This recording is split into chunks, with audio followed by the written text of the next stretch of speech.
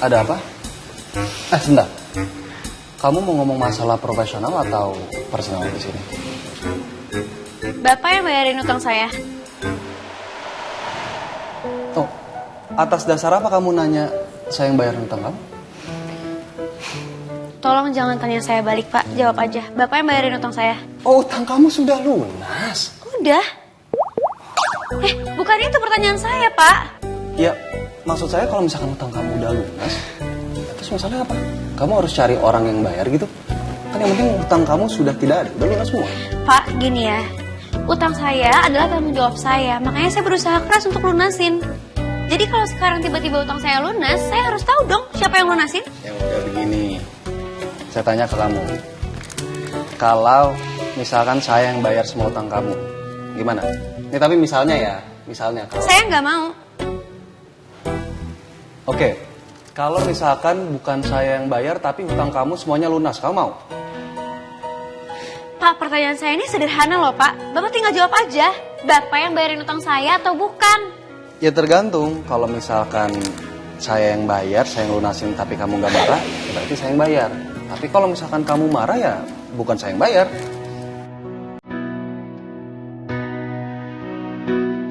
Kamu tuh bisa ngasih jawabnya nggak muter-muter?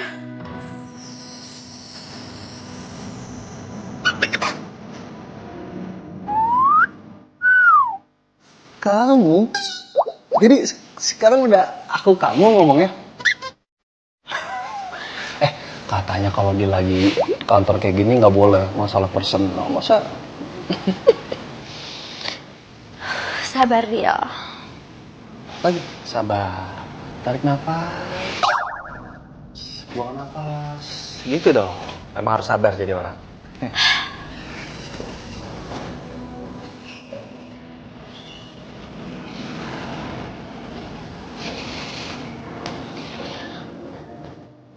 Oke, maaf Pak, tadi saya keceplosan ngomong kamu. Saya izin bertanya sekali lagi ya Pak. Apa betul Pak Trian yang bayarin utang saya? Oke. Saya jujur. Tapi kamu jangan marah. Jadi benar Bapak yang bayarin utang saya? Tuh kan langsung marah kayak gini. Ya udah saya jujur. Memang saya yang bayarin utang. Tapi tunggu dulu. Jangan kamu pikir kalau misalkan saya bayarin utang kamu itu berhubungan tentang masa lalu kita. Ini semua untuk kebaikan perusahaan saya. Ya tapi kan saya udah janji Pak kalau penagihnya nggak akan datang lagi ke kantor. Duh, kamu yakin? Coba sekarang gini, kalau misalkan saya punya klien, mereka datang ke sini, terus akan kejadian sama seperti yang sudah terjadi seperti itu, kamu bisa garanti ke saya, itu nggak akan terjadi? Nggak bisa kan? Makanya saya tuh udah mikir memang ini adalah jalan terbaik untuk saya membantu kamu. Karena kalau saya kasih kamu pinjaman, kamu akan nolak. Jadi langsung aja saya bayarin semuanya. Oke, kalau gitu. Tapi saya tetap nggak mau punya utang sama Bapak, jadi saya akan nyicil ke Bapak. Udah kamu gak usah pikirin. Saya ikhlas kok.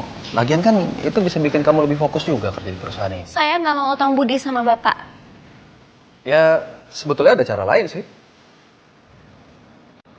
Apa?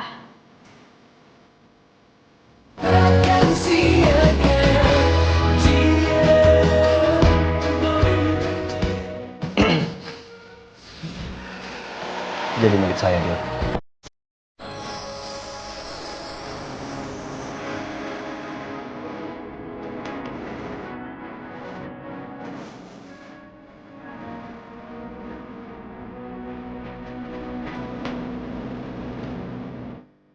Pak, Bapak, Pak Trian, Bapak dengar saya nggak sih? Pak Trian, Iya. saya mau ngasih utang saya. Ya udah saya utang kamu secara cash. Ya nggak bisa gitu dong, Pak. Oh, saya kan sudah tawarkan solusi tadi. Dari awal saya nggak minta bantuan Bapak, apalagi untuk ngasih utang saya. Yang ada sekarang Bapak nambah masalah. Kamu tuh harus berterima kasih sama saya, Dila. Ya, tapi solusi Bapak tuh nggak masuk akal. Oke, saya punya jalan keluar. Saya kasih kamu pilihan.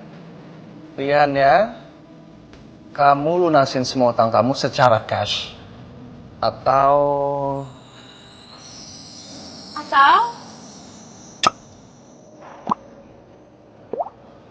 Em, Atau apa, Pak? atau kamu jadi asisten pribadi saya? Hah?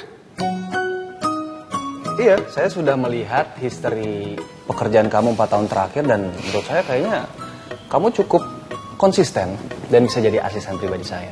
Oh iya, sekaligus saya bisa naikin gaji kamu jadi 9 juta. Lumayan kan? 2 jutanya bisa kamu bayar, saya nyicil-nyicil, semuanya flat sampai lunas. Gimana? Kalau aku terima tawaran ini bisa bantu aku banget sih. Tapi jadi sekretaris pribadi Trian, yang bener aja. Aku sanggup gak ya? Harus ngedepin dan lihat mukanya setiap hari. Mana nih? Saya nungguin jawaban kamu loh. Saya belum bisa jawab sekarang. Oh, nggak apa-apa, tenang aja. Saya bisa kasih kamu waktu sampai hari ini habis makan siang. Hah? Tapi Pak... Nggak ada tapi. Silakan dipikirin.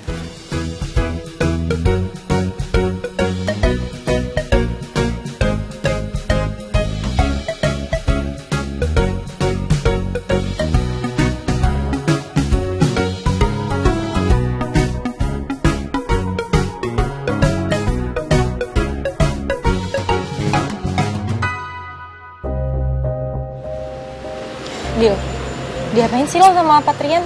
Muka lo pusing banget deh. Kenapa sih? Dia lunasin semua utang aku, Mut. Hah? Dan sekarang aku harus jadi sekretaris pribadinya. Kalau aku nolak, aku harus bayar cash 150 juta. Dil. Kalau kayak gitu sih itu namanya lo gak dikasih pilihan apapun ya.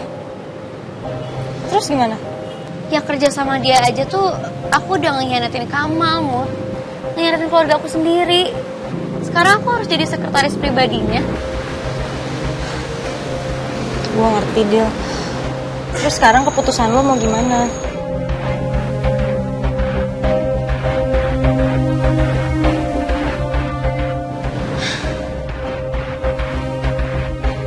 Jika pihak kedua mengundurkan diri, maka pihak kedua harus mengembalikan pinjaman sebesar 150 juta rupiah secara tunai.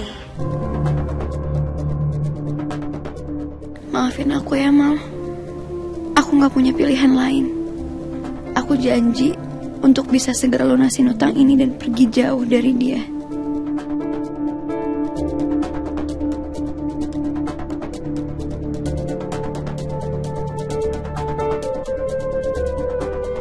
Oke.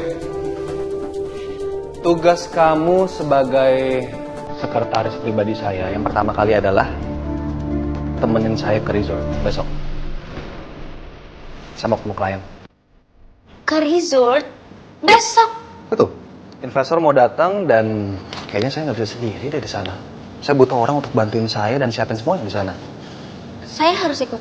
Kamu sekretaris pribadi saya kan?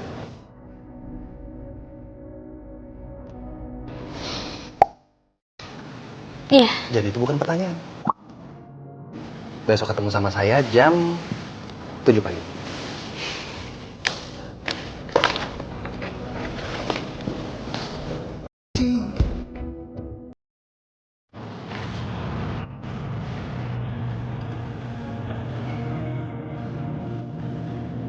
Aduh, aku harus batalin janji sama Rama ya.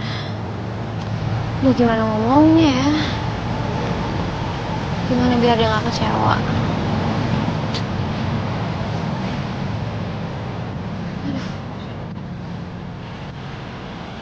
Kamu ngapain masih di sini? Saya kan habis meeting sama Bapak. Iya maksud saya, kamu ngapain masih diem di sini? Kenapa nggak pulang? Nunggu dijemput, Pak. Dijemput siapa kamu? Patrian, saya ngomong sekali lagi ya, Pak. Hubungan kita itu hanya sebatas profesional. Ya saya tahu. Emang saya nanya buat apa? Saya itu mau mastiin kamu nggak pulang kemalaman. Jadi besok pagi kamu nggak telat masuk ke kantor saya. Itu. Tenang aja Pak Trian. Saya tahu kok Pak harus apa. Saya antar aja kamu pulang. Gak usah Pak. Makasih.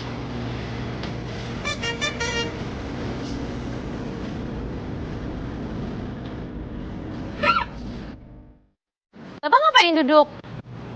Saya tungguin kamu sampai dijemput. Gak usah Pak.